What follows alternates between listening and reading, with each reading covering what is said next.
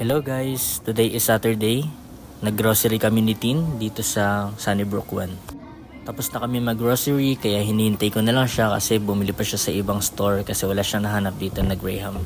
Ito yung mga pinabili namin para may stock kami for 1 week.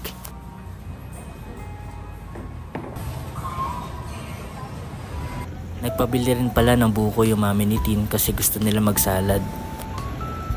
Sobrang init nga pala guys kahit 10 AM pa lang. Samantalang dati kahit alas 12 na, naglalaro pa rin kami sa labas. Kaya sumunod na rin ako kay Tin, ang init kasi talaga. Tignan mo naman yung buko, mukhang sariwa pa.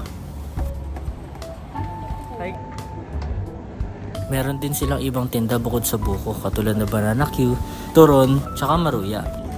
Sila ate, dito lang yan sa harap ng Vista Mall guys. Puntahan nyo. All home. At yun guys, tapos na kami mamalengke, hatid ko na siya sa bahay nila at para makapagluto na rin ako ng pagkain ko. Yun lang, hanggang sa muli. Paalam, thank you for watching.